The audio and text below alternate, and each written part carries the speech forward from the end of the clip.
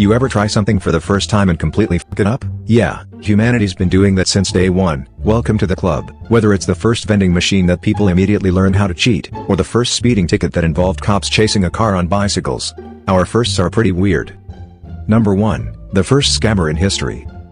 Everyone watching this has probably been scammed at least once. Maybe it was that friend back in middle school who never paid you back the $5 they borrowed. Or maybe it was some shady guy offering you a bridge at a suspiciously good price. Well, behold a great ancestor of do not redeem, E.A. Nasir. The letters EA are never any good, huh? So let's rewind the clock to the Bronze Age. If you couldn't tell from the name, bronze is made of copper, and copper was basically the Bitcoin of the time. And guess what our man E.A. Nasir sold? Copper. Here's the thing though, it was shitty copper, dented, corroded, found in the clearance bin type of copper, but he still claimed it was top quality.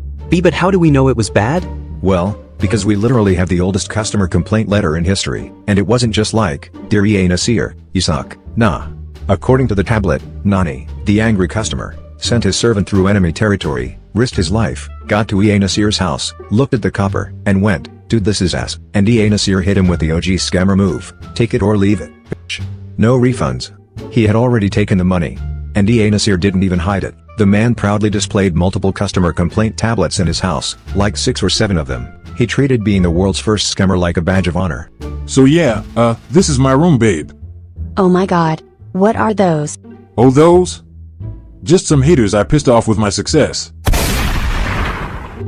And you know you've truly made history when you still have an entire subreddit dedicated to hating on you almost 4,000 years later. Yes, that really exists. Also, fun fact, E.A. Nasir and Abraham, sorry wrong Abraham, this Abraham may have lived in the same city, possibly at the same time. Imagine pulling off the first scam in history, while 2 blocks away another guy is receiving divine messages. It's like Vienna in 1913 but even weirder. And we call 2025 wild. Quick disclaimer, the Abraham thing is just a rough estimate, not confirmed. Number 2. The first public transport. You've probably heard of Pascal's triangle, right? Math nerd stuff.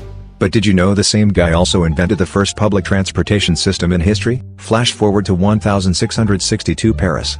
Pascal's like, "Yo, what if we strap a big box to a horse and let people ride it around town?" And somehow the king of France was like, "Yeah bro, run it." So these buses actually had royal backing, not some shady startup. By bus, I mean 5 wagons, each carrying like 8 people. But hey, a bus is a bus. At first, it was actually public, anyone could ride. But then rich people started complaining. Ugh, I don't wanna sit next to pesant, they smell like shit. So just a few months later, soldiers, servants, and people of humble origin were banned. But here's the twist, commoners slowly started sneaking back in. And once that happened, the rich immediately bailed, which marks the first and last time in history that rich people ever consistently used public transport. Also, the top speed of these buses, 9 kilometers an hour.